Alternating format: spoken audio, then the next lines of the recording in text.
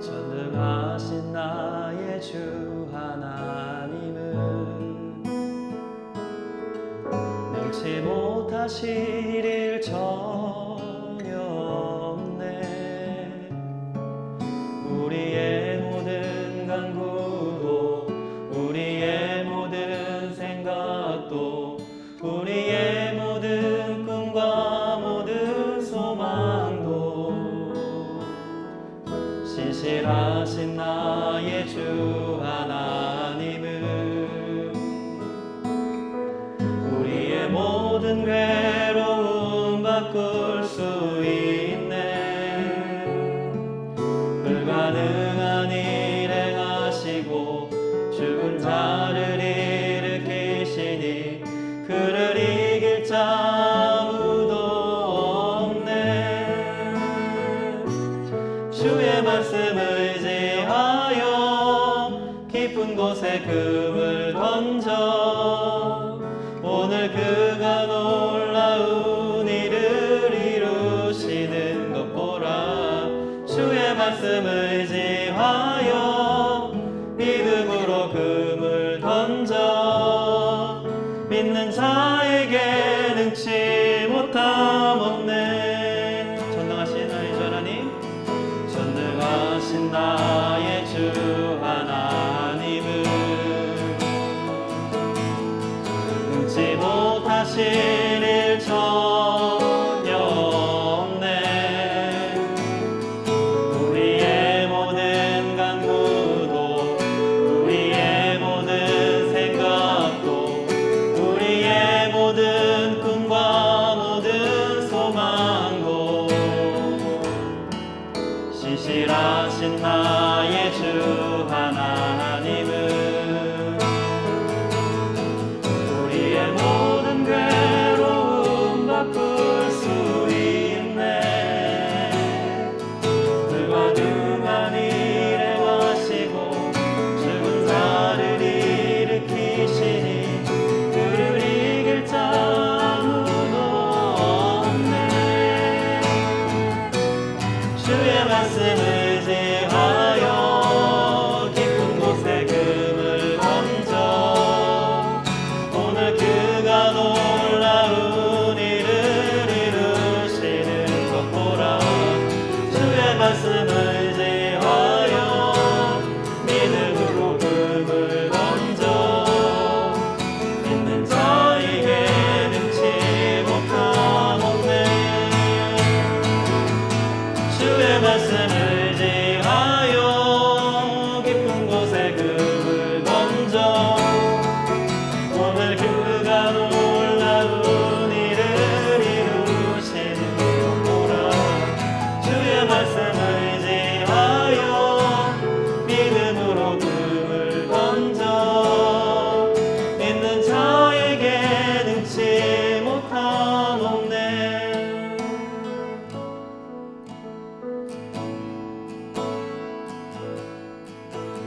나 가진 재물 없으나 나 남이 가진 지식 없으나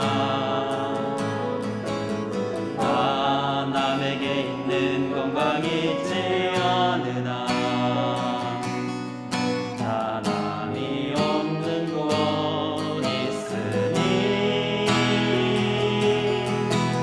나 남이 못 본 것을 보았고 나 남이 듣지 못하는 성 들었고 나 남이 받지 못한 사랑 받았네.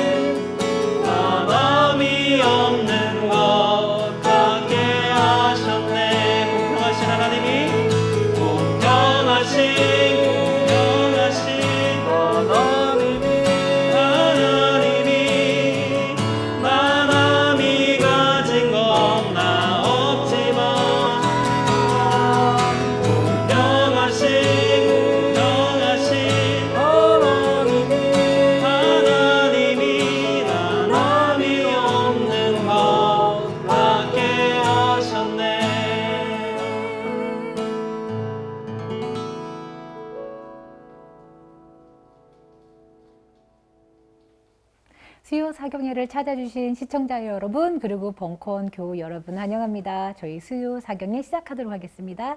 이경은입니다. 반갑습니다. 그리고 이 자리 백민님 오셨습니다. 안녕하세요. 그리고 유균옥 수도사님 여기 오셨습니다. 네, 반갑습니다. 반갑습니다. 그러면 한문덕 목사님 감사합니다. 네, 한문덕입니다. 반갑습니다. 네, 반갑습니다. 목사님, 여러분 어떻게 저희 평화나무 드디어 5만 명 되었습니다. 구독자 5만 명. 축하합니다. 해주세요. 대단하네요. 그렇죠. 네, 저 평화나무 처음 생길 때, 네. 그때 10,000명 언제 되나 그런 걸 얘기했던 기억이 나요. 지금 그 그래요? 얘기 들으니까. 저희 네. 4만 명 될 때 붕어 4만코 먹었었고요. 아, 웃기죠? 4만 명 됐다고요. 싸먹고 네, 4만이라고 해서 되게 황당했었어요. 왠지 5만 명 되었습니다. 5만 명 되면은 뭘 먹어야 되나요? 그래요. 이게 이사장님이 쏜다고 하셨는데 기대하고 있습니다. 아, 그래요? 네. 이사장님은 5만 명 됐으니까 또 5만 가지를 하려고 할 거예요. 그래서 저희 오만하지 않게. 오만하지 않도록 조심하세요. 5만 오만하지 됐다고. 않게, 네. 그리고 이번에 저 유튜브 멤버십도 이번에 시작했거든요.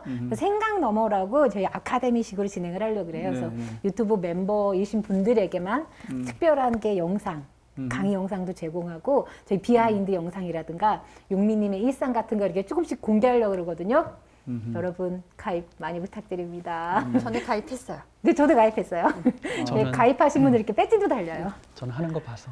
하는 거 봐서 그러시면 안 돼요. 필요 없어요, 그러니까 사람들은. 저희가 평화나무가 지금 후원으로 이루어지는 단체거든요. 특별한 수익이 없거든요. 그래서 여러분들이 이렇게 후원해 주시면 그걸로 더 많은 좋은 컨텐츠, 이런 수요상이라든 컨텐츠도 만들 수 있을 것 같아요. 그렇죠. 그러니까 목적 사업 하는 비용 빼놓고는 네, 그거를 수익을 낼 수가 없죠. 그렇죠. 근데 예, 목적 사업도 이렇게 딱히 수익을 낼 만한 목적 사업이 그런 건 많지 아니죠. 않아서, 네, 그렇죠.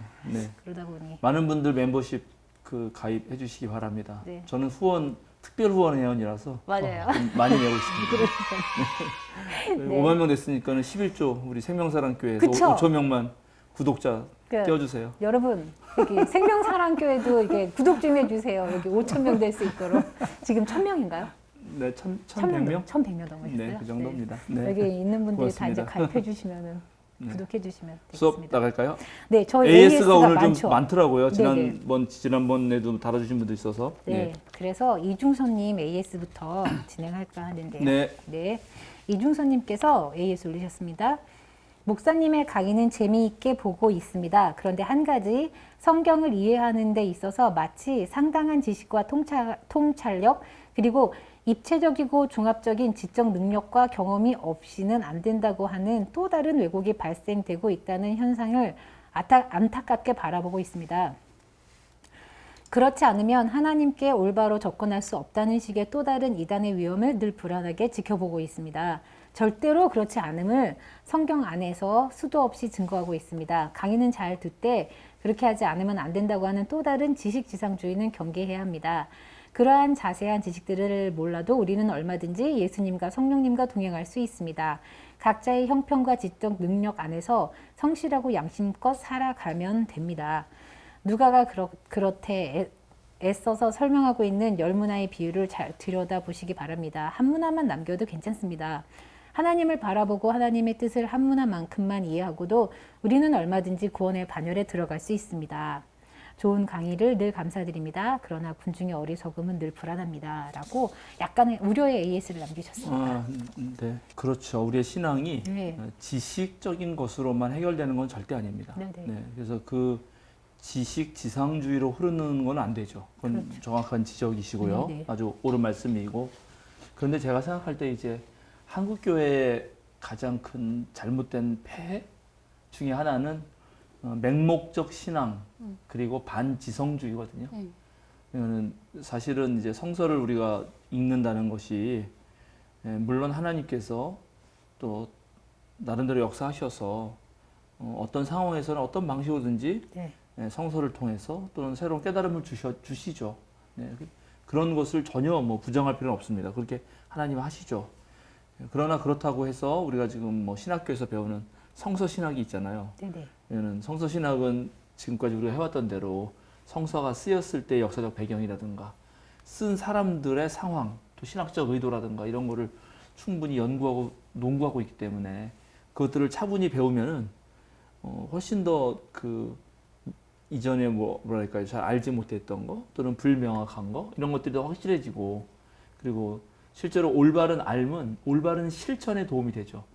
예, 그러니까는 당연히 그런 공부하는 거는 의미가 있습니다. 그리고 그렇게 공부를 제대로 해야지 또 올바른 삶을 살아갈 수도 있죠. 예, 만약에 그 잘못 알고 있거나 또는 전혀 모르는 상황에서 어떤 행동을 하게 되면 그것이 우리의 고통을 더 가중시킬 수 있어요. 제가 자주 드는 예인데, 신호등 체계를 모르고 또는 차 운전하는 법을 모르고 배우지 않고 운전을 마구 할 수는 없잖아요. 네. 그렇죠? 신호등을 모르면 교통사고 날 확률이 더 많은 거죠. 그러니까 그런 걸 줄여야 되기 때문에 끊임없이 공부할 필요는 있습니다. 특별히 성서 해석에 있어서. 그런데 이제 그렇게 공부를 했다 그래서 하나님의 뜻을 완벽하게 알고, 그런 공부 많이 한 사람만 알고, 그래서 하는 사람은 전혀 모른다. 이런 건 네네. 아닙니다. 이런 건 아니고, 성서를 해석할 때 성서가 말하는 말씀도 있지만 하나님의 자유, 그러니까 하나님의 자유로운 개입이라는 게 있는데, 신학에는 하나님이 어떤 상황에서 이 말씀을 가지고 하나님 뜻대로 사용하실 수 있어요. 그러니까는 이게 2000년 전에 쓰였다, 어떤 성서 본문이. 그때 사람은 그걸 의도하지 않았을 거예요. 그런데 어떤 상황에서 그걸 읽는 독자가 다른 방식으로라도 하나님의 뜻으로 나아가게 그 성서가 사용될 수도 있는 거죠.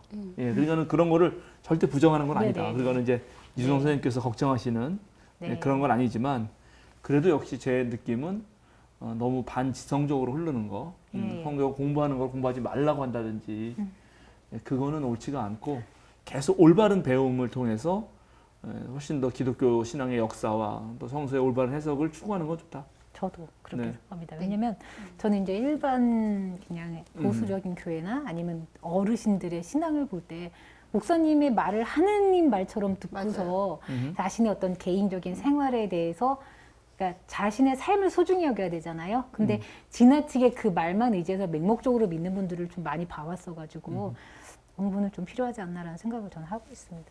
오늘 우리가 찬양할 때, 네. 그 전능하신 나의 전 하나님 할 때 깊은 곳에 금을 던져 이런 말 나오잖아요. 이거는 베드로 얘기잖아요. 네. 그런데 믿는 자에게 능치 못함이 없다. 그런 거 이 말은 굉장히 조심스러워요. 바울 말이란 말이에요. 그러면 믿는 자에게 능치 못함이 없다 그럴 때 그냥 이거를 맹목적으로 믿게 되면 믿으면 뭐든지 다 된다 이런 식으로 네. 이야기가 쉽단 말이죠. 네. 그런데 차분히 성경을 펴서 그 부분을 읽어보면 바울 사도가 믿는 자에게 능치 못함이 없다라고 고백할 때는 바울 사도처럼 세상적, 학문적, 뭐 여러 가지 면에서 풍족하고 똑똑하고 뛰어난 분이 오히려 세상에 약하고 가난한 사람들을 위해서 자기 모든 것을 버리고 그 험한 길을 가면서 이 말을 한 거예요. 그러니까 능치 못함이 없다가 뭐 예를 들어서 사회적 높은 지위를 따려고 하나님을 사용하는 게 아니고 오히려 그렇게 충분히 풍족하게도 살 수 있는 자가 가난에 처해서도 전혀 거리낌 없이 예수님의 복음을 위해서 자신이 그렇게 살아갈 수 있었을 때 이 말을 썼다는 것을 기억해야 되거든요. 그러면 이제 이런 식의 공부를 하는 게 좋겠다라는 요 거지. 구절 쓰고서는 병원 안 가시는 분들 예전에 있으셨거든요. 아, 그렇죠. 그거는 뭐 믿는 자에게 능치 못하면 안 돼. 목사님께 기도 받으면 그치, 되지. 기도로 하면 다 병원을 왜 되지. 가냐. 뭐 이런 이런 분들이 식의 있었거든요. 맹목적이거나 네, 있었습니다. 주변에. 반지성적인 거는 좀 네. 그 위험할 수가 있어서. 그러니까요. 네, 뭐 이거는 그럼에도 불구하고 하여튼 지식 지상주의는 그거는 뭐 네. 우리 정신의 3요소인 지정의가 있고, 그리고 그 지정인 정신만 있는 게 아니라 우리는 육체도 있고, 우리는 육체를 가지고 생각하면서 사는 삶 전체가 있는데 이 전체를 간과하고 머리 쪽으로만 지식적으로만 뭔가를 해야 된다는 거는 뭐 그건 기독교 네. 신앙에서도 반대하죠. 네. 전인적 신앙입니다, 우리는. 네. 삶을 살아내는 신앙이고.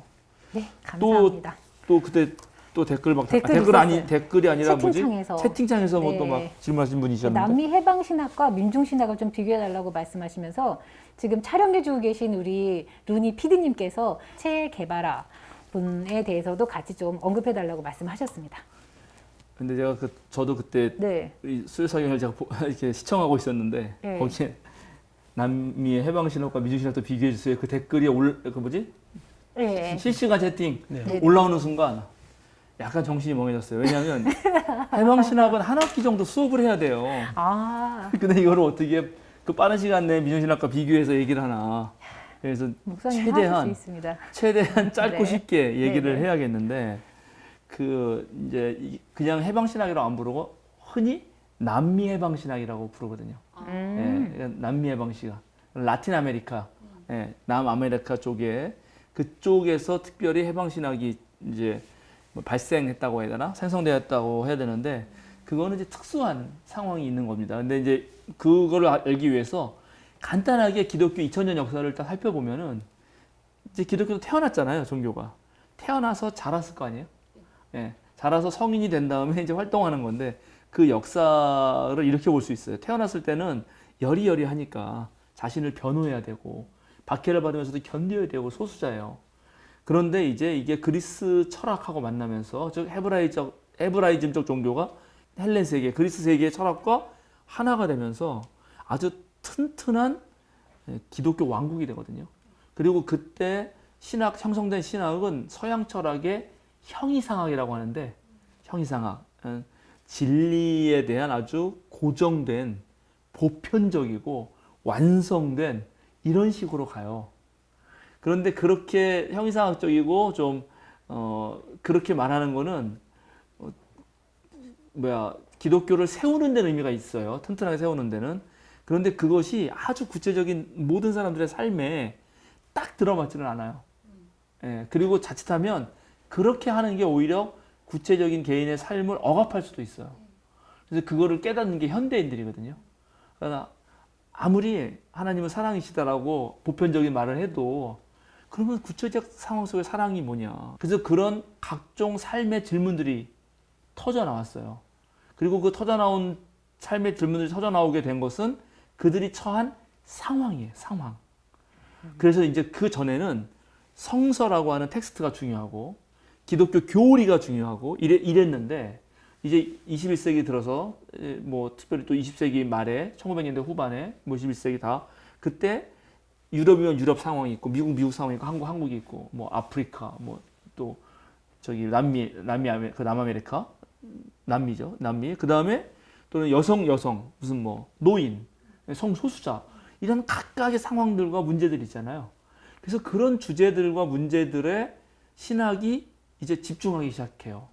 이런 걸 주제 신학이라 그래요. 주제별로 하는 신학이에요. 네네. 그리고 또 상황의 근거에 텍스트보다 컨텍스트가 매우 중요하기 때문에 컨텍스트 시올로지, 상황 신학이라고 합니다. 남미의 해방 신학이야말로 이 상황 신학의 대표적인 신학이에요. 그러니까 그거는 남아메리카의 상황을 우리가 알아야 되는 거죠. 이제 이래서 복잡해진다는 거예요. 네. 에릭 홉스봄이라고 영국의 유명한 역사학자가 있습니다. 에릭 홉스봄. 그분이 현대사를 책을 쓰면서 뭐 혁명의 시대, 자본의 시대, 뭐 제국의 시대, 극단의 시대 이런 식으로 평가를 했어요. 그래서 우리 세계 인류는 지금 참 세계 항해를 하기 시작해가지고 지리상의 발견 뭐 해가지고 이제 유럽에 있는 대강대국들이 뭐 인도로부터 해서 신대륙으로 해서 계속 뻗어나가잖아요. 그리고 거기에 가서 이제 식민지를 개척하죠. 그래서 제국들이 생긴단 말이에요. 옛날 로마 제국과 비슷한 거대한 대영 제국, 미 제국주의, 뭐 일본 제국주의 이런 식으로 제국이 생기죠. 거기에 프랑스, 영국 이런 사람들이 다 이런 나라들이 동참했었죠. 그래서 그런 제국의 시대가 있었단 말이죠. 에릭 홉스봄이 진단하듯이 그 제국주의 시대에 특별히 남아메리카 쪽에는 저 프랑스권이나 영국이나 포르투갈이나 이런 사람들이 와서 거길 전부 다스렸어요. 그리고 그 사람들이 오면서 유럽 풍토병을 가져와가지고 원래 아메리카 중남미 아메리카에 있었던 그런 고유 문명들 마야 문명이라든가 뭐 아즈텍이라든가 이런 것들이 다 사라지게 되고 아주 오랜 시간 동안 그런 제국들 서유럽의 제국에 의해서 그쪽 지역 중남미 지역의 사람들은 정치 경제적 억압을 받고 착취를 당하고 그 다음에 또 그런 외부 세력이 들어왔을 때 우리나라 마찬가지였지만 거기랑 딱 붙는 세력이 있잖아요.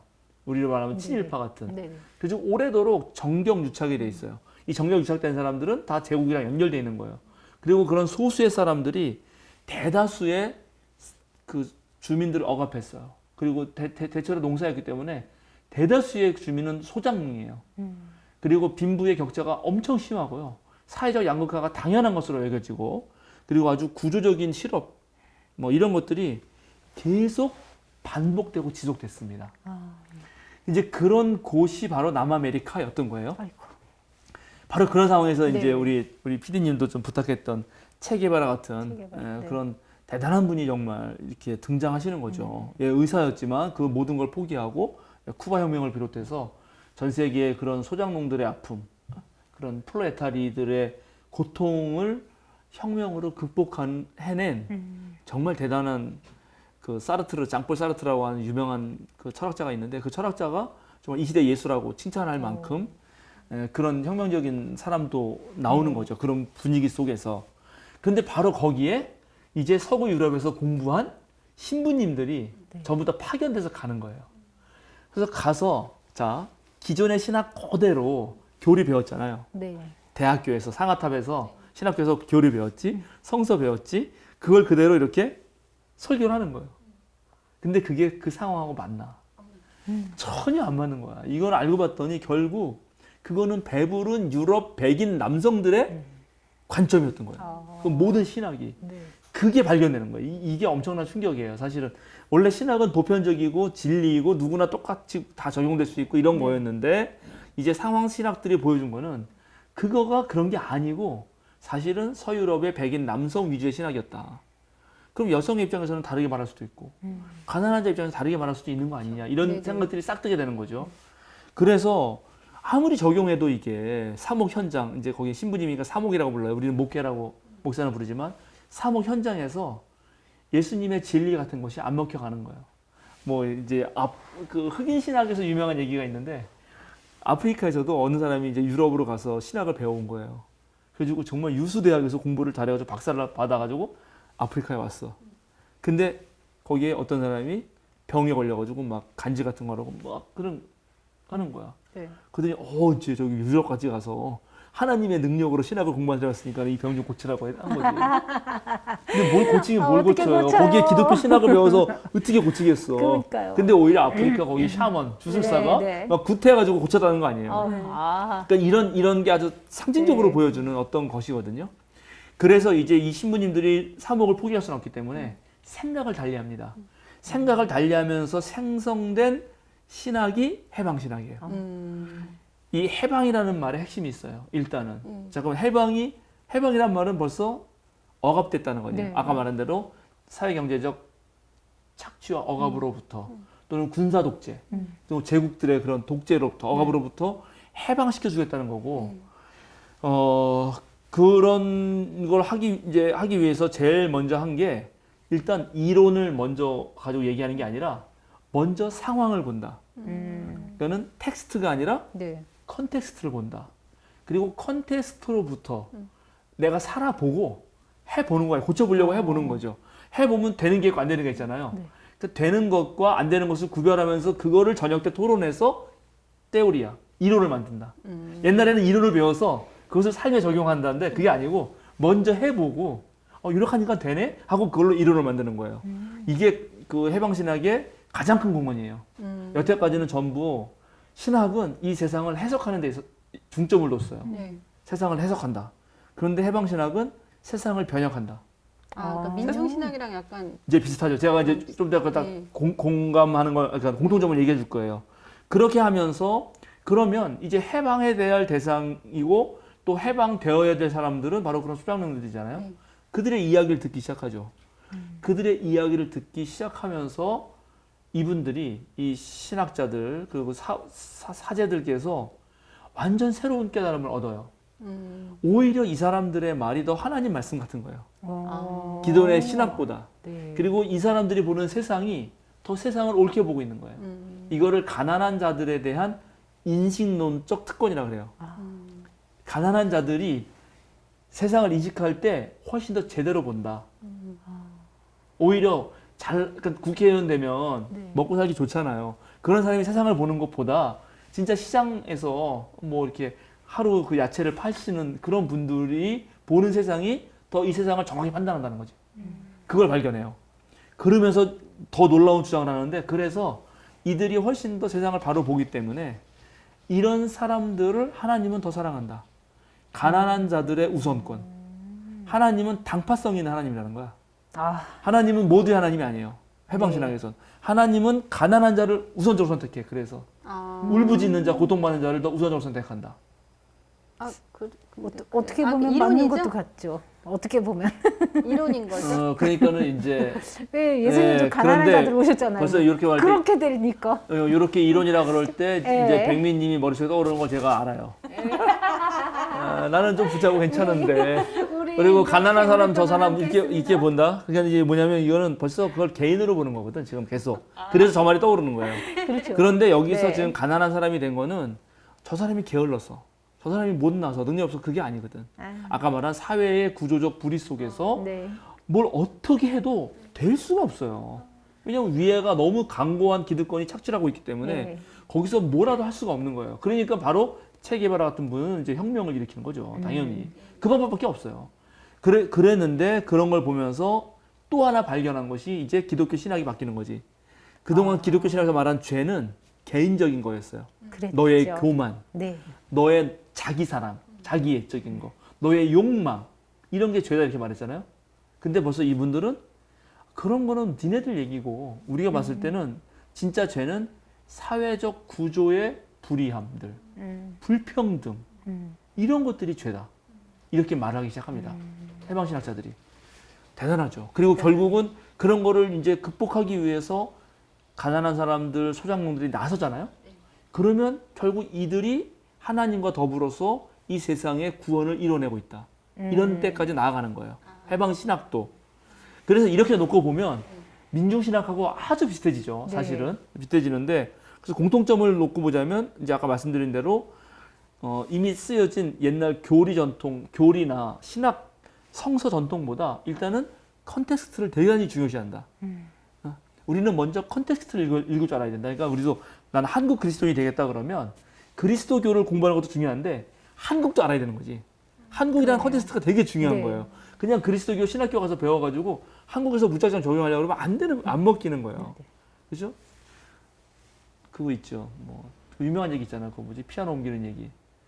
신학교에서 열심히 배워가지고 어느 시골 교회 담임 목사가 다 됐는데 피아노가 딱 그 강대상 앞에 있다는 거 아니에요. 교회에 갔더니 이 교회가 이 왜 피아노가 여기 있지? 하고 옆으로 치웠어. 저쪽에 치라고. 그 다음 주에 목사님 잘렸다는 거 아니야. 응? 왜냐면 여기 피아노 갖다 놓으신 분이 이 교회를 짓고 헌물도 하고 대표적인 권력자시거든. 아이고. 그래가지고 실수하셨네. 이분은 그걸 몰랐지. 신학교에서 배운 대로 하면 안 되는 거야. 상황을 봐야지.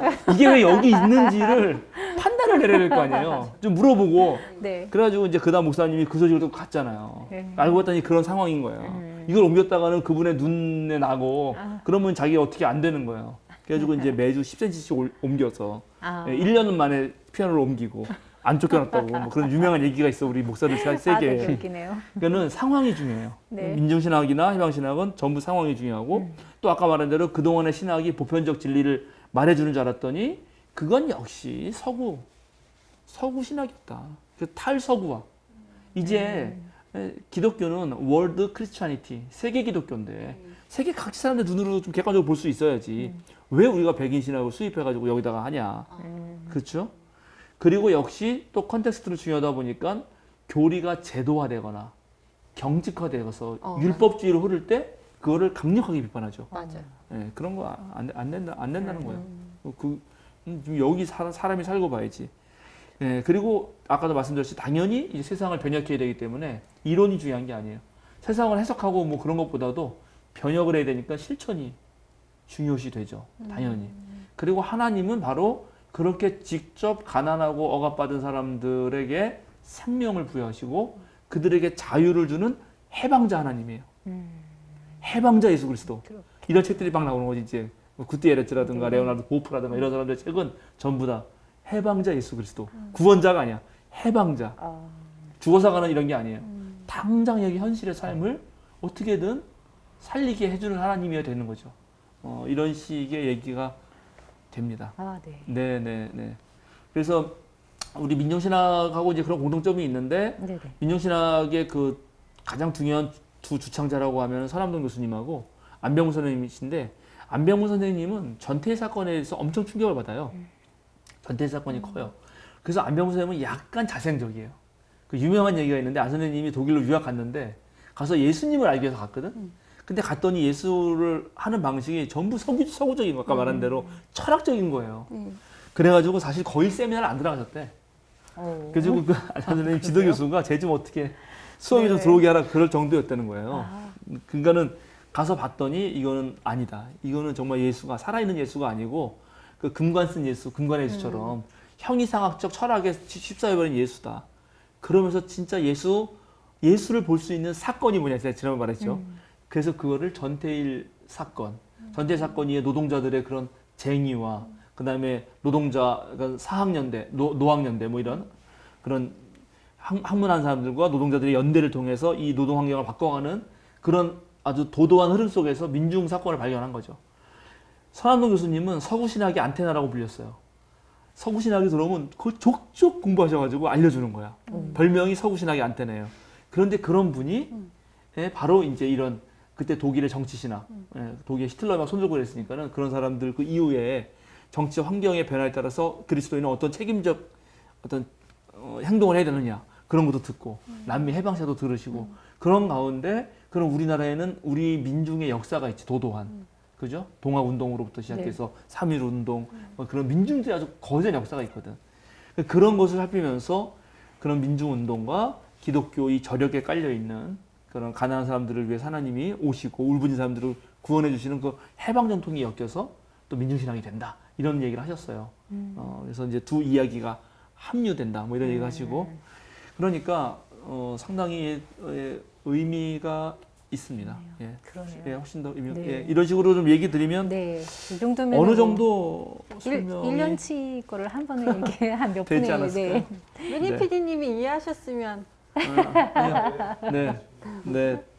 네, 그다음에 AS 하나 더 있거든요. 아, 네. 승재님이십니다. 아 예. 계속 전화 해주시는. 네, 매번 질문 올려주시는 감사합니다. 목사님 감사합니다. 민중신학에 대한 평가와 의미를 충분히 잘 이해하게 되었습니다.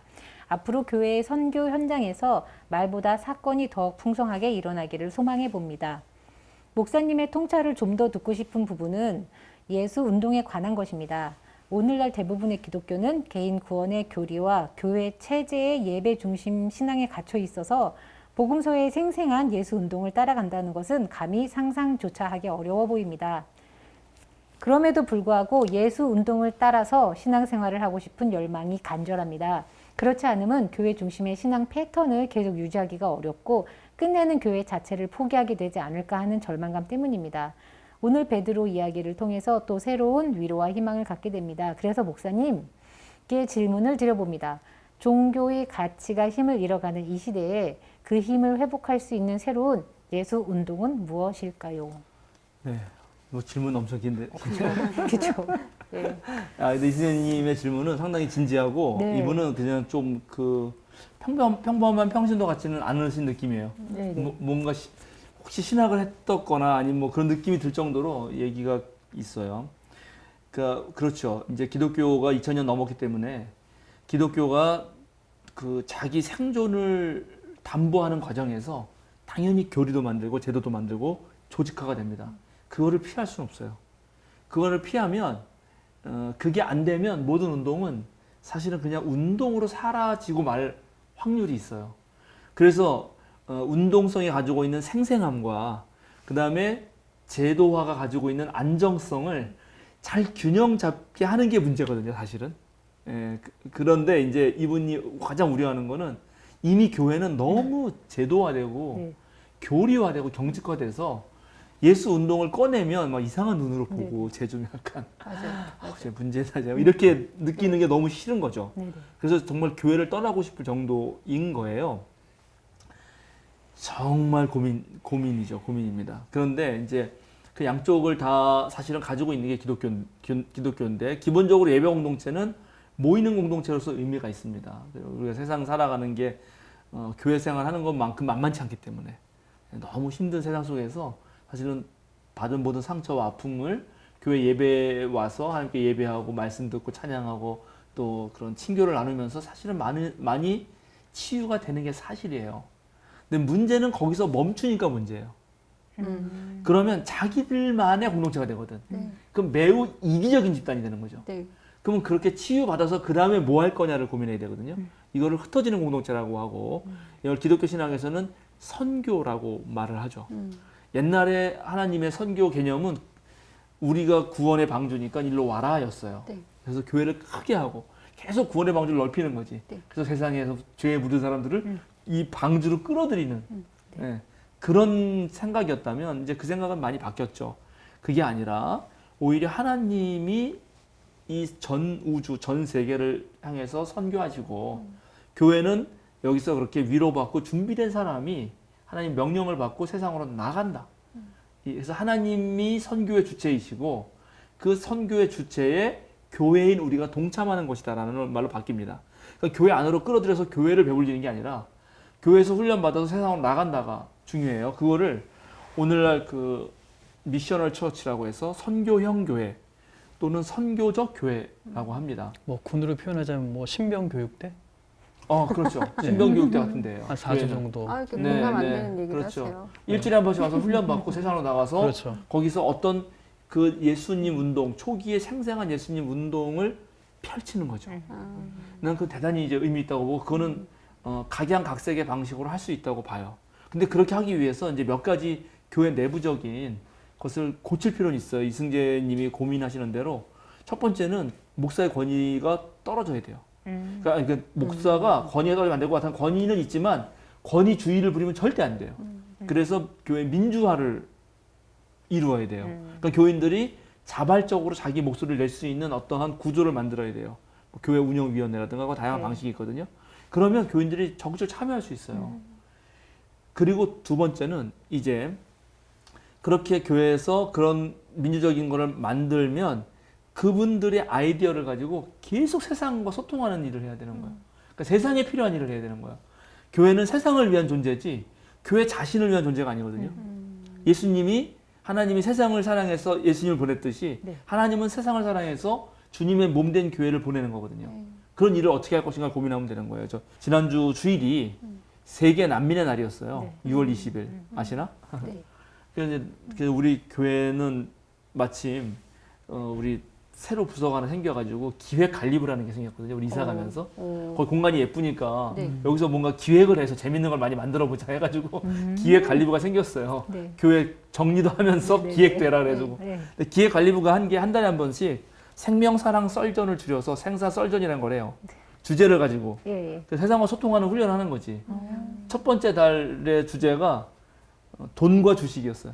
3월달 돈과 주식. 관심 있는. 그리스도인들 어떻게 돈을 어떻게 사용해 이런 거. 네. 두 번째 달 주제가 윤리적 소비. 지금 환경 문제가 심각하니까 어떻게 공정무역이라든가 윤리적 소비 같은 걸 하는가. 뭐 이제 쓰레기 안 나오는 그런.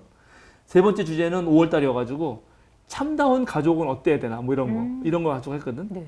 근데 6월 달에 이제 6월에 난민의 날이 있는 거예요. 그래서 난민 주제로 해보자고 하다가 실제로 이주한 여성, 한국에 이주한 여성, 외국 여성이죠. 여성을 돕고 그다음에 난민들을 돕는 에코판무라고 하는 작은 공동체를 만나게 됐어요. 그래서 거기 활동가를 모셔서 설교를 들었어. 그래서 나랑 저도 좀 했지만 공동 설교를 하고 그 생사설전에서 이제 충분히 더 궁금한 것도 얘기하고 얘기를 했는데 저는 어제 다른 일이 있어가지고 생사설전의 마지막 부분은 못 들었는데 마지막 부분에 그쪽 그 활동가들이 울먹였다는 거야. 그래서 왜 그러냐고 물어봤더니 거기 다 신앙인이에요. 신앙인인데 자기가 다니는 교회에서도 차마 이런 얘기를 못했다는 거예요. 왜냐하면 한국 교회가 너무 난민 중에 이제 이슬람 사람들 무슬림이 오면 네. 그걸 오히려 반대하고 이러니까 그래서 그런 감동을 주고 그 사람들이 힘을 얻고 간 거죠. 그러면 그분들이 가서 또 남녀 활동을 열심히 할 거 아니에요. 물론 우리 교회도 이제 관심을 가지고 뭐 다양한 방식으로 홍보도 할 수 있고 참여할 수도 있겠는데 그런 식으로 계속해서 교회는 이제 예배 공동체보다도 선교적 공동체라는 것이 중점을 두고 예배가 필요한 이유는 선교하기 위해서 필요한 걸로.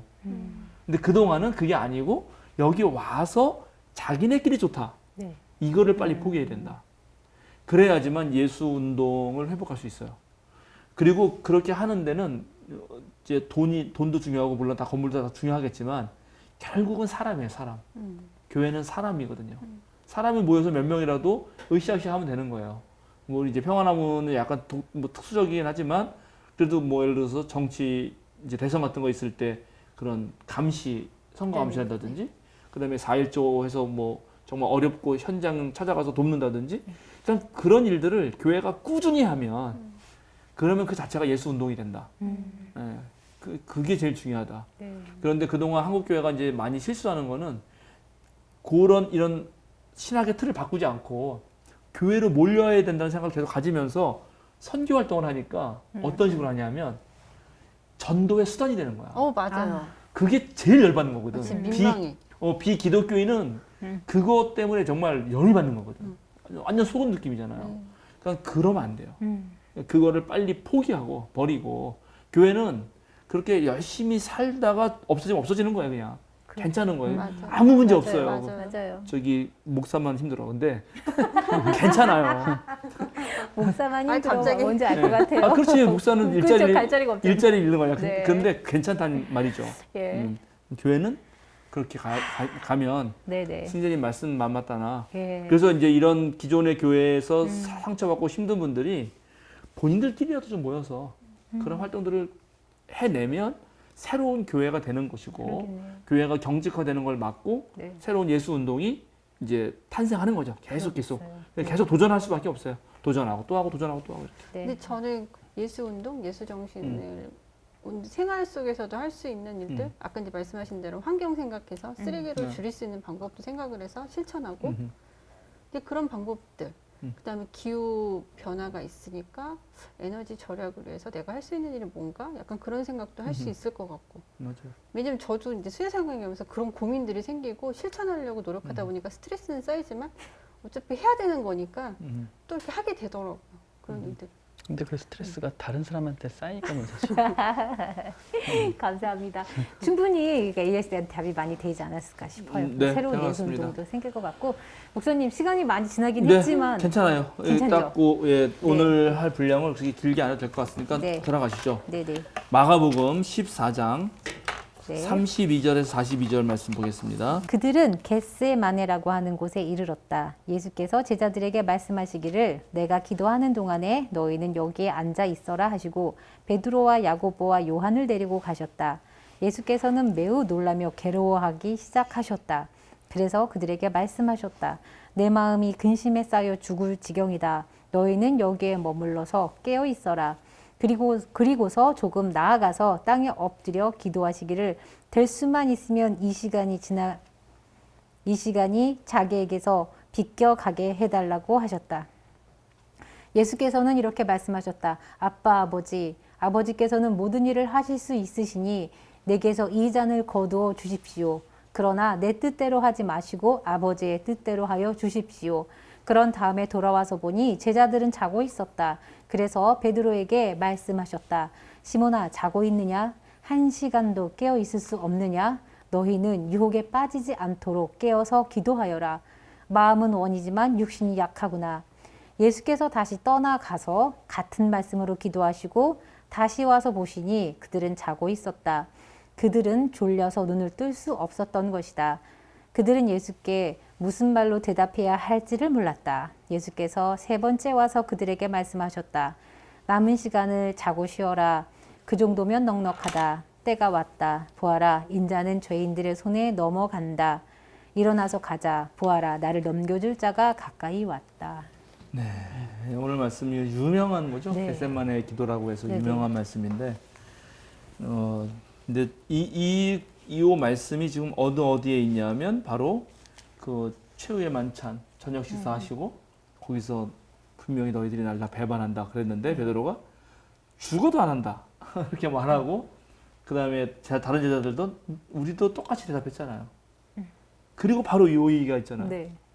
그리고 이 이야기 끝난 다음에 바로 뭐가 있냐면 진짜 이제 병정들과 잡아가거든요. 네.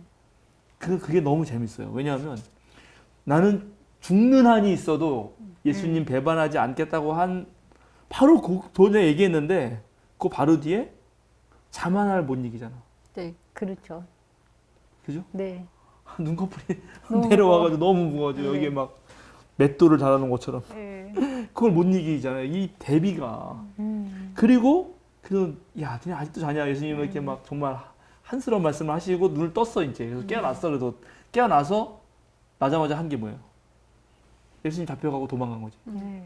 그러니 이 마가복음서가 이거를 그려내는 이 뭐라 그럴까요? 이 스토리텔링의 이 이야기는 정말 엄청납니다. 근데 이걸 읽을 때 나 또한 제자라면 이렇지 않을 수 있을까 혹시?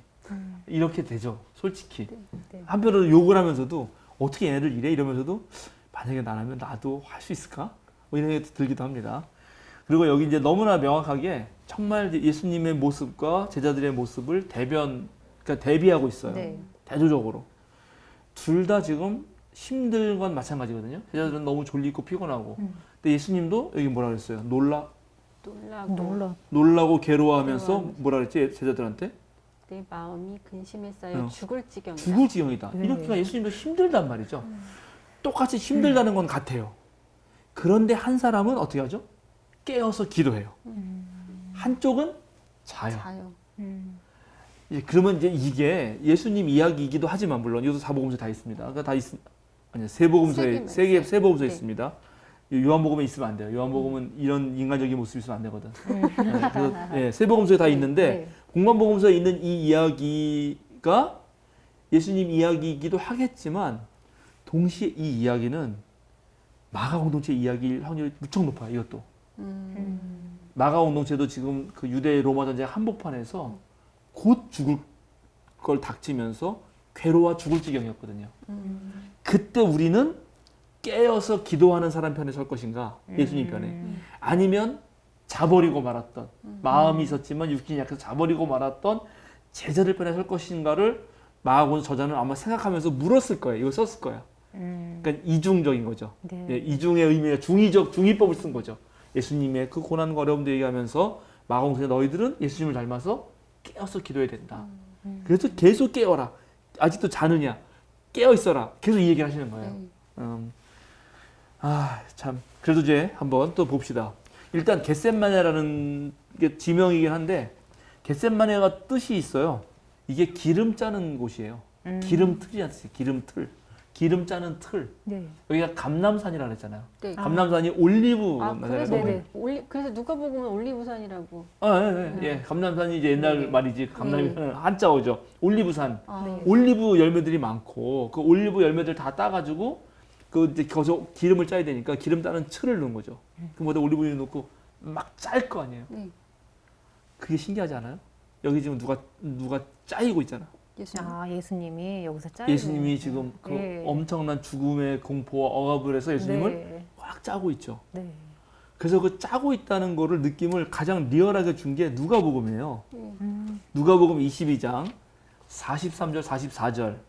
그때 천사가 하늘로부터 그에게 나타나서 힘을 북돋워 드렸다. 예수께서 고뇌에 차서 더욱 간절히 기도하시니 땀이 핏방울같이 되어서 땅에 떨어졌다. 땀이 핏방울같이 된다는 거는 짰을 때 나오는 거 아니에요? 그죠? 그렇죠. 그런 네, 거죠. 네. 그는 이 정도로 예수님이 여기 고뇌하고 있었다는 거죠. 이런 경험 전 한 적 있어요. 진짜 땀이 군대에서 나는 얼차려 봤는데 진짜 땀과 피가 섞여서 나오더라고요. 진짜? 네. 가능하구나. 진짜 진이 빠지면 그래요. 네. 그 정도예요. 그러니까 우리가 이제 고통스러웠어요. 우리 몸에 구멍들이 여러 가지가 있는데 그런 데서 막 피가 섞여 나오는 건 다 안 좋은 일이죠. 사실은. 그러니까 지금 예수님이 얼마나 힘든가를 알 수 있고 여기 또 재미있게 이런 걸 볼 때 재미있게 봐야 되는 거는 공간이 세 개로 나뉘어요. 네. 맨 처음에 제자들 있잖아요. 그냥 제자들. 네. 그래서 너희는 여기 앉아 있으라 그래. 네. 그리고 따로 세 명만 내려가요. 네. 네. 이게 가장 또 핵심적인 멤버들이죠. 네. 그리고 거기서 조금 더 거리를 띄고 예수님이 있어요. 네. 그러니까 예수님이 기도하는 공간 조금 근처에서 예수님의 기도를 들으면서도 자는 이 놈들. 네. 그리고 아예 거기에 같이 올라가지도 못한 애들 있잖아요. 그럼 우리는 어디쯤 있을까? 우리는 아예 올라가서 그런 저쪽. 것도 상관도 없어. 뭐 나 예수님 믿는다지만 우리 교회는 예수님 믿는데 예수님은 어디 온데간데 없고 내 행복만 중요해. 그래도 예수님 아픈 곳까지 가긴 가요. 근데 예수님이 정 거기서 막 처절하게 기도하는 것도 들려. 근데 내가 힘들어가지고 난 네. 졸아. 이런 그러네요. 배치가 너무 네. 일단은 또 재미있어요. 네. 그런 것도 같이 생각해 보시고요. 근데 이제 어떻게 했냐면 예수님이 33절부터 제가 좀 보면 예수께서는 매우 놀라며 괴로워하기 시작하시죠. 그리고 그들에게 말씀하셔요. 내 마음이 근심에 쌓여 죽을 지경이다. 너희는 여기에 머물러서 깨어 있어라.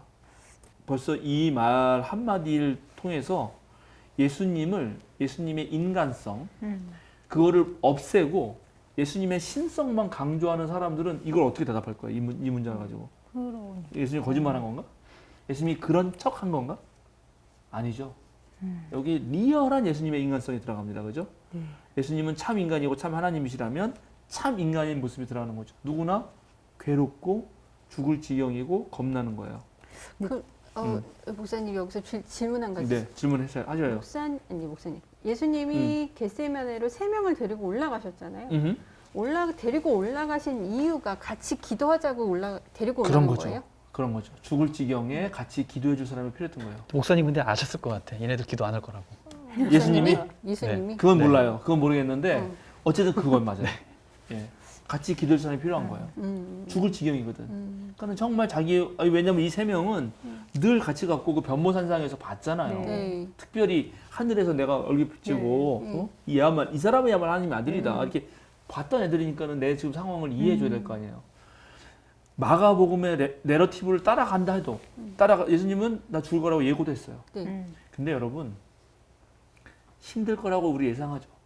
군대 가면 나 힘들 거야. 나 알아. 근데 막상 가면 진짜 더 힘들잖아요. 그러니까 괴롭잖아요. 그러니까 그런 거죠 지금. 이 내러티브를 따라가도 그런 거예요. 저는 궁금한 게 뭐냐면요. 33절에 보면은 예수께서는 매우 놀라며 괴로워하기 시작하셨다잖아요. 근데 왜 여기서만 특별히 왜 매우 갑자기 놀래서 갑자기 괴로워하기 시작하셨다고 표현하신 이유가 뭘까요? 네, 이제 죽음이 그렇게 급박하게 다가왔다라는 것을 상징적으로 표현하는 거예요. 그러면 이때 이제 예수님도 그거를 느끼기 시작하셨다. 느낀 거죠. 정말 리얼하게 느낀 거죠. 그러니까 만약에 우리도 그럴걸? 우리도 내가 만약에 예를 들어서 뭐 좀 어쩔 수 없는 고칠 수 없는 병에 걸렸다. 의사가 말하죠. 네. 한 3, 4개월이면 그렇습니다. 근데 그때 들을 때까지는 모를걸요? 내가? 정말로? 근데 어느 순간 갑자기 그게 몸에 확 느껴진다고 생각해 보세요. 그때 얼마나 놀라겠어요. 실제로 그래요. 그건 죽음을 앞둔 사람들 그 연구 죽음학회라고 있었는데 그 죽음학회 최준식 교수 이대에 계셨던 그 교수님한테 제가 직접 들은 건데 많이 이렇게 인터뷰 해봤는데 죽음도 괜찮다라고 호언장담하는 사람도 실제 죽음이 딱 오면은 다들 그냥 막 오줌 싸고 막 정신 없다고. 그러더라고요. 근데 나도 옛날에 글 들을 때 나는 안 그럴 것 같아 이렇게 생각했어요. 근데 내가 나이가 먹으니까 나도 그럴 것 같은 거예요. 왠지 느낌이. 예, 이건 정말 그거 진짜 죽음의 공포를 진짜 리얼하게 표현한 겁니다. 예수님이 느낀 거예요. 자, 그러니까는 일단 예수님의 인간성이 리얼하게 드러나고 누구나 연약한 인간이라는 거. 그리고 바로 하나님이 그런 연약한 인간이 되셨다는 거에도 우리가 의미가 있죠, 일단은. 그런데 그 다음이 더 재밌어요. 그리고서 조금 더 나아가서 땅에 엎드려 기도하시기를 될 수만 있으면 이 시간이 자기에게서 비껴가게 해달라고 하셨어요. 그리고 기도도 그렇게 하죠. 아빠, 아버지, 무척 친한 아빠, 이제 친밀성을 가장 나타내는 그걸로 기도해요. 그래놓고 아버지께서는 모든 일을 하실 수 있으니 내게서 이 잔을 거두어 주십시오라고 합니다. 첫 번째 기도가. 그래서 잔은 심판의 잔이에요. 죽음의 잔이야. 그지? 너희가 나와 함께 이 잔을 마실 수 있느냐? 이렇게 물었었죠. 기억나죠? 그건 다 심판과 고난의 잔이거든. 근데 그걸 어떻게 해달라고? 걷어달라고. 비껴가게 해달라고 말해요. 자, 예수님이 죽으러 왔나요? 아니잖아요. 제가 계속 얘기했잖아. 예수님 죽으러 오지 않았어요. 예수님 살라고 왔다고. 예수님도 이렇게 뭐랄까 행복하게 살고 싶은 거예요. 사람 중에 누가 죽고 싶은 사람이 누가 있나. 죽고 싶은 마음이 들게끔 사회가 만든 것 뿐이지. 원래 모든 생명이 죽으려고 하는 생명은 없어요. 원래 모든 생명은 살려고 하는데 그 살려고 하는 것이 너무 안 되니까 이렇게 사느니 죽는 게 낫겠다. 이런 식의 죽음이라는 거죠. 그리고 여기 유리한 건 뭐냐면 고대 그리스에는 영웅의 고귀한 죽음이라는 모티프가 있어요. 모든 작품에. 대의를 위해서 과감하게 죽음을 선택한다고. 그러니까 일종의 순교죠, 순교. 막 그런 거 하는 거예요. 그리고 당당해, 죽음 앞에서. 그걸 제일 먼저 보여준 것 중 하나가 소크라테스죠. 도망가라 그러고 얼마든지 내가 다 해주겠다고 친구들 와서 했는데 나 그냥 독을 마시겠다. 딱 그렇게 하면서 자신만만하게 그게 말하죠. 네. 그렇게 말하고 그다음에 뭐 내 친구 누구에게 내가 닭을 뭐 빌려서 잡아먹고 안 갚았는데 그 닭 갚아주라고 얘기하고 뭐 아주 뭐랄까 여유자작하게 탁 죽어요. 철학자답게. 그게 인간의 모습일까요? 아니요. 여기에는 예수님의 이 말에는 고대 영웅적 의식이 없습니다. 이게 되게 재밌는 거예요. 인간적인. 예, 그러니까는 메시아 하면은 전부 다 영웅이고 네. 그런 영웅 서사가 있어요. 예수님의 이 이야기는 영웅 서사가 없다는 것이 위대한 점인 거예요. 아, 우리와 똑같은 인간이었다는 거지. 네. 근데 여러분 전부 다 영웅 되고 싶지 않아요? 솔직히? 멋있게 죽고 싶지 않아요? 찬란하게. 굵게, 짧고 굵게. 네. 예, 그래서 이제 멋있게 죽으면 영웅이 되는 거고 잘못 죽으면 이제 깡패가 되는 건데. 그러니까 자, 이런 것들이 마가가 우리에게 가르쳐 주는 거예요. 근데 이렇게 가르쳐 줬음에도 불구하고 이제 나중에 그 뭐 3세기 이렇게 되면은 순교가 무슨 일종의 유행이 돼가지고 막 자기 죽여달라 그러고 막 이래요. 네. 근데 그거는 예수님 뜻이 아니에요. 바로 그 그리스 로마에 있었던 네. 그런 영웅 신화에서 온 거란 말이죠. 아, 예, 그러니까 그거 잘못 물들인 거야. 기독교는 그걸 말하지 않아요. 절대로. 그러네요. 예, 기독교가 죽음을 긍정하지 않아요. 네. 그런 거예요. 그러네요. 예, 죽음은 피하는 게 좋은 거예요. 아, 고통은 비껴가는 게 좋은 거고, 그쵸? 다 네, 당연한 거 네, 아니에요? 네. 행복하게 사는 게 좋은 거지. 네. 예, 그걸 기억하셔라, 여러분. 근데요, 목사님 갑자기 네. 드는 생각이 예수님도 이렇게 죽음에 대한 두려움을 갖고 계셨고 살고 싶다라고 네, 하셨어요. 네, 근데 어쨌든 돌아가셨고 네. 그게 이제 하나의 이제 십자가가 기독교의 상징성이 된 거잖아요. 그렇죠. 근데 왜 어느 순간부터 음흠. 기독교에서 예수님은 우리를 살리러 오신 게 아니라 죽으러 오셨다라고 그렇게 변경했대요. 그렇게 맞아요. 됐는지 오인이 됐는지. 아마 그게 어느 때 딱 그렇게 됐다라고 말하는 연도를 딱 찝으라면 그건 어려울 것 같아요. 그러나 이제 큰 틀에서 이렇게 말할 수는 있어요. 일단 예수님은 죽으러 온 게 아니고 살리러 왔는데 살리는 일을 하다 보니까 죽음의 그림자가 자기를 덮쳐와요. 거기서 갈등한 거거든. 어떻게 해야 되나? 네. 난 살고 싶다는 거야, 사실은. 하나님. 이게 만약에 진짜 잘못 죽으면은 결국 십자가인데 십자가 처형이라고 나중에 이제 내가 자세히 얘기했지만 정말 끔찍하거든요.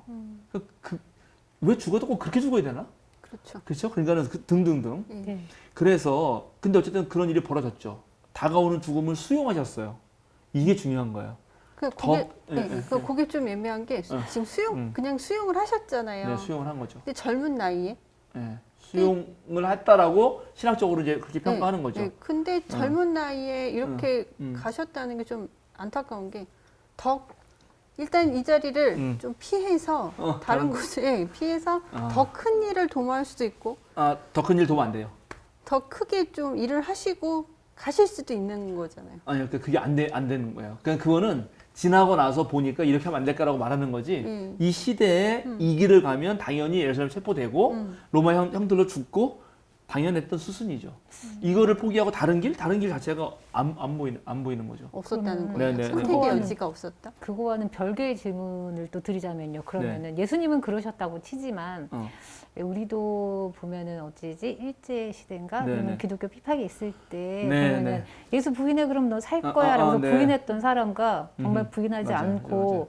순교하셨던 그런 분들 있잖아요. 그런 맞아요. 분들에 대해서는 어떻게 생각하세요? 이건 다 의미가 있어요. 네. 둘 다 의미가 나름대로 있는데 순교하는 분들 의미가 있죠. 근데 그러니까 순교를 무릅쓰고 자기 신앙을 지킨 건 의미가 있어요. 네. 근데 그게 아니라 나는 순교자라는 영예를 얻기 위해서 순교하는 거야. 아, 그건 신앙이 아니지. 음. 이제 근데 그런 붐이 있었다니까. 아. 진짜 기독교 역사에. 그러면 이런 분들은 자기 순교자라는 영웅 칭호를 네네. 받고 싶어서. 그래서 그래서. 근데 중요한 거는 네. 지금 그래서 그렇게 돌아가신 게 사실이잖아요. 네. 그리고 나서 이 예수님의 십자가 죽음은 예수를 따르던 모든 사람들에게 그거는 정말 피할 수 없는 충격이에요. 엄청난 트라우마예요. 이 트라우마는 해석돼야 돼. 해석이 되지 않으면 살 수가 없어요. 그 우울감과 이거를 그랬을 견딜 것 수 없거든. 같아요. 그래서 발견해낸 게 바로 이제 속죄 어린 양, 무슨 속죄 양, 뭐 그런 해석들, 다양한 해석들이거든. 다양한 해석들인데 그것이 점점 시간이 흐르면서 나중에 이게 로마 제국의 종교가 되고 로마 제국 종교 속에서 죄랑 뭐 연결되면서 이제 예수님이 구원자 문제, 나를 구원해서 하늘나라로 가게 해주시는 분, 이렇게 이해가 될 때부터 그렇게 된 거예요. 그때부터는 뭐가 중요하냐면 이제 결과로서 얻어지는 선물로서 주어지는, 예수님 돌아가셔서 선물로서 주어지는 구원이 아니라 내가 구원을 받기 위하여 예수가 수단이 되거든. 그러면 예수님은 죽으러 와야지. 네. 자, 그러니까 이게 다르죠.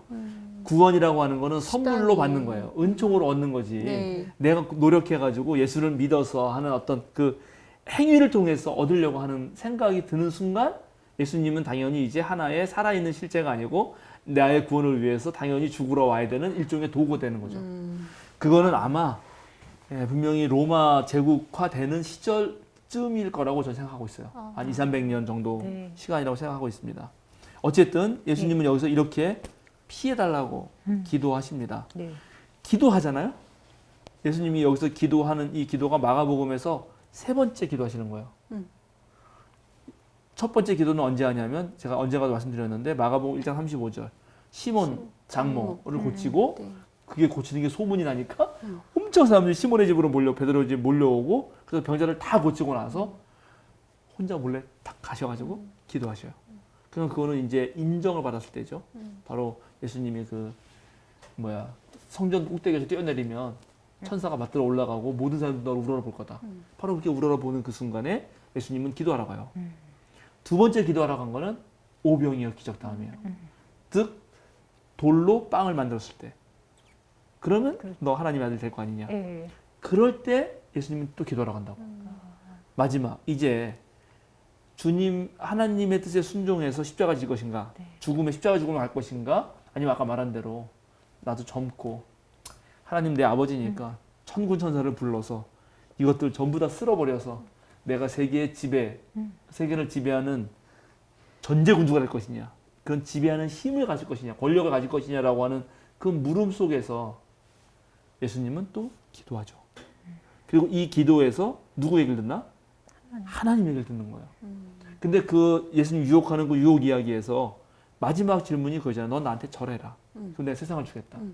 그때 예수님이 하나님의 아들이 되는 거는 사탄의 말을 듣지 않고 하나님의 말을 듣기 때문에 하나님의 아들이 된 거죠. 그러니까 하나님의 아들이 된다 그럴 때 하나님의 아들이 되는 방식이 내가 무슨 엄청난 능력이 있어서 돌로 빵을 만들고, 그죠? 위대한 능력이 있어서 성전 꼭대기에 뛰어내려도 다치지 않고, 그런 거를 통해서 하나님의 아들을 증명하는 것이 아니라, 그때도 말씀드렸지만 아빠 아버지의 말씀에 순종하는 것으로서 아들임을 증명하는 거죠. 그렇잖아. 그렇게. 자녀는. 네. 그래서 예수님도 나 죽는 거 싫고 그렇게 안 하면 좋겠는데 내가 하나님을 지금 아빠 아버지라고 불렀다면 난 그냥 아버지 뜻에 따르겠습니다라고 기도한 거예요. 그럼 이게 어렵다. 그럼 예수님도 내가 죽는 게 하나님의 뜻이라는 걸 알았다는 그런 거죠. 그런 거. 그렇게 이제 이거를 이해하는 거죠. 지금 전체가 다 그렇게 이해하는 거죠. 그리고 바로 이걸 읽었을 마가 공동체 사람들도 이렇게 기도했을 거라는 거지. 나는 죽는 거 싫어요. 지금 네. 이 상황에서 내가 기독교 예수님 따라가가지고 괜히 유대교에 있거나 로마에 있으면 괜찮을 텐데 내가 괜히 왜 기독교 맞아. 믿어가지고 나 이런 네. 죽음의 길을 가야 되나. 정말 괴롭고 심히 놀라고. 그러나 우리 예수님이 이렇게 아빠 아버지에게 순종함으로써 네. 진정한 하나님의 아들 딸이 됐다면 나도 그렇게 하겠습니다라고 하는 기도의 모범을 여기에 탁 보여준 거죠. 아유, 이게 마가복음서를 쓴 사람의 엄청난 설교지. 그러네요. 아이고. 이해하셨죠? 아이고. 네. 그래서 이제 이렇게 기도를 하고 앉아 있는데 예수님은 그 옆에서 그 기도를 들어서 좀 같이 기도를 해주고 예수님 어떡하냐 네. 막 이렇게 해줄 애들이 뭐 하고 있다고? 자고 있어요. 자고 있어. 자고 있어요. 오셔서 하는 말씀이 시몬아 자고 있느냐? 아이고. 1시간도 깨어 있을 수 없느냐? 아유. 여기 이런 말들 다 중요해요.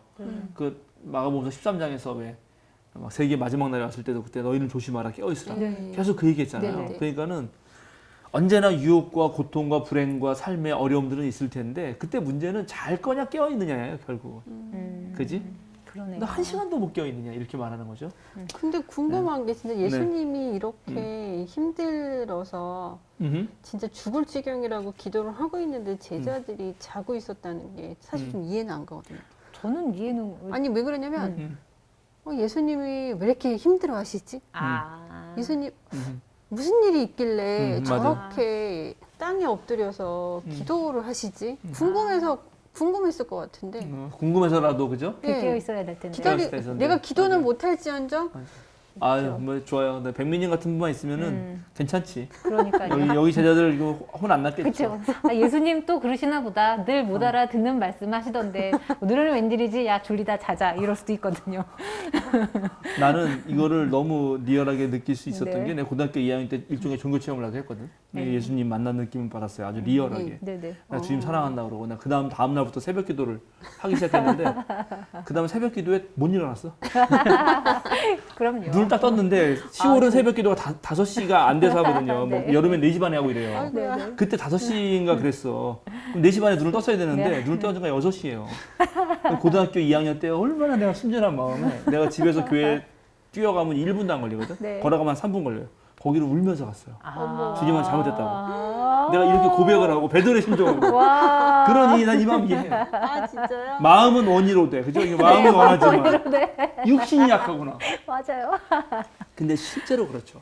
실제로 그러죠. 우리는 늘 어떤 유혹에 늘 빠져요. 여기 유혹에 빠지지 않도록 깨어있어 기도하라 했지만 네. 그러나 신앙을 갖는다는 것도 늘 유혹에 빠지죠. 네. 언제든 넘어질 네. 수 있어요. 그렇죠. 예, 지난번에 우리가 베드로 했지만 네. 베드로만 오는 게 아니라 문덕이 유경수 도사 다 백미 그런 거예요. 네. 어쩔 수 없어요. 우리가 네. 그런 거예요. 세 번째나 왔어요. 세 번째나 예. 예수님이 그리고 말을 하죠. 남은 시간을 자고 쉬어라. 근데 이거 이 번역보다는 거기 이제 밑에 각주 달린 번역이 더 좋아요. 아직도 자느냐? 아직도 너희 이제 쉬느냐? 이 정도면 다 쉰 거 아니냐? 예수님 마지막 실망. 아휴. 너 그 정도면 넉넉하지 않니? 그만 좀 자랐죠. 그만 좀 자라. 이렇게 하는 거예요. 그래서 여기서 인간적으로 이게 뭐니? 여기서 완전히 제자들과의 이거 이제 끊어진 것이 드러납니다. 포기하신 네, 거예요? 네, 이제 끝났어요. 사실은 끝난 거예요. 아. 그는 이제 이런 장면들을 나중에 보면 이제 여기서는 제자들하고 이제 배신당하죠, 그죠? 네. 그래서 그 나중에 가면 이제 우리가 나중에 배울 건데 그 엘리엘리 라마 사막다니 나야니 어째 나를 버리시나이까 거기는 이제 하나님하고도 끊어지잖아요. 네. 네. 그리고 그 전에 이제 예수의 그 부모가 예수님 미쳤다 그러고 네. 그래서 그 전부터 벌써 누가 내 형제냐 이랬잖아요. 네. 네. 가족하고도 끊어졌죠. 네. 네. 이 예수님의 모티프라고 하는 게 지금 모든 인간적 관계의 단절이고 거기서 하나님마저도 버림받은 채 십자가에서 홀로 매달립니다. 네. 어우, 이 상징이 주는 게 엄청나요. 이거 이제 한스킹이라고 하는 대단한 신학자 몇 달 전에 돌아가셨는데 그 신학자께서 그 그리스도교라는 책에서 예수님의 얘기를 하면서 뭐 공자는 또 73살에 죽었고 부처님도 80살에 다 살다가 돌아가셨고 그 누구냐 무함마드 같은 경우도 자신의 궁전에서 뭐 편안한 삶을 죽었지만 이 30살 청년이 가족들에게 버림받은 채 가장 믿었던 제자와 동지들에게 버림받은 채 그리고 하나님에게 마저 버림받은 채 죽었다. 근데 그거 이야. 신학생 때 읽는데 와 진짜 막 내 가슴을 후벼파고 그런 인간이 주는 그 절망과 뭐랄까요 외로움과 네. 고독과 그걸 다 담고 있죠. 이 한 구절에 이제 이런 것들이 기독교가 갖고 있는 엄청난 힘입니다. 네네. 아. 네, 그런 걸 생각하면 조금 우리 고통과 고난은 좀 낫죠. 뭐? 네, 그런가요? 안 그런가요? 네, 하여튼 뭐 그래 그건 다를 수 있어요. 괜찮아요. 네. 아, 질문 있습니다. 네. 41전에 네. 이 세 번째 와서 그들에게 말씀하셨다. 혹시 이 세 번째의 의미가 있을까요? 아유 그렇죠. 3번이나 말하고 3번이나 부인하고 다. 그 세 네, 번. 그 3번이에요. 그 3번. 네. 네, 그 고대인들에게 3이라고 하는 거는 네. 완전 숫자예요. 완전 숫자이고 모든 걸 상징해요. 그러니까 모든 걸 상징하는 가장 작은 숫자가 3이에요. 그건 노자 도덕경도 나와. 도생일, 일생이, 그다음에 이생삼, 삼생만물. 세 개에서 만물이 나오거든. 그게 그런 식으로. 그러니까는 이거는 예수님이 할 만큼 다 했다는 거야. 근데 베드로도 3번 부인했잖아. 네. 부인할 만큼 다 한 거야. 그러니까 이게 마음이 아프다. 마음이 너무 아프죠. 네, 마음이 너무 아프네요. 근데 그런 일 우리 생기지 않아요? 생겨요. 우리 할 만큼 다 했는데 결국 안 되는 경우도 있잖아요. 있죠. 있더라고요. 있더라고요. 있어요. 있더라고요. 이제 그런 것들이 네. 이런 성서 말씀이 보편적 인간들의 마음을 울리기 때문에 꼭 그리스도인들에게뿐만 아니라 인류에게 매우 중요한 네, 고전이 될 수 있는 거죠. 네, 감사합니다. 오늘 강의 듣고 어떠셨는지 한마디 정도. 예수님의 고독 느껴보고 싶네요. 부럽다. 느껴보고 그런 싶구나. 적 없었어요? 전 늘 고독했어요. 선생님 어떠셨어요 오늘? 전 늘 고독했기 때문에 예수님의 심정을 알고 있습니다. 저도 느낀 바가 있습니다. 네. 그 당시 태어나지 않아 정말 다행이다. 천한 시대에 태어나서 너무 감사하다. 그래. 네. 아멘. 예. 네, 좋습니다. 우리 네. 마음은 원하지만 육신이 약해서 걸리는 유혹들이 많이 있으니까 이 말씀은 저는 사실은 다른 식으로 좀 묵상하자면 역시 모든 건 체력이 중요하다. 아멘입니다. 네네. 그래야지 예수님도 지키고 네. 평안함도 지키고 맞아요. 우리 생명사랑교도 지키는 거예요. 네, 맞습니다. 네. 기도하고 마칠까요? 네. 주님 감사드립니다. 예수님의 겟세마네의 그런 마지막 기도 떠올려 봅니다. 극도로 힘든 상황이셨지만 그래도 모든 유혹을 물리치시고 또 뿌리치시고 주님의 뜻에 오로지 순종하신 것처럼 우리도 오늘날 많은 욕망과 성공의 유혹을 뿌리치고 온전히 주님의 말씀에 순종하는 자로서 그렇게 살아가게 하여 주시옵소서. 특별히 고통당하고 아파하고 힘든 이들의 이웃이 될 수 있게 하시고 그들의 고통을 몸소 체험하신 예수 그리스도처럼 우리 또한 그 고난의 길에 함께 동참할 수 있는 저희가 되게 하옵소서. 예수 그리스도 이름으로 기도드립니다. 아멘.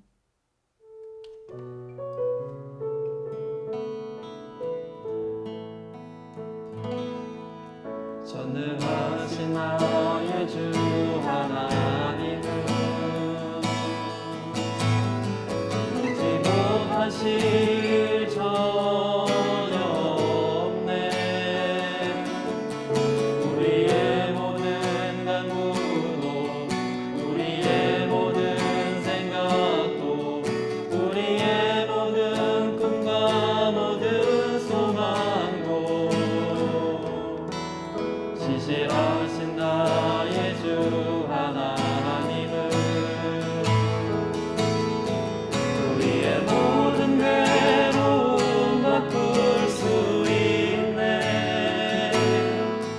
그가 능한 일에 하시고 죽은 자를 일으키시니 그를 이길 자 아무도 없네.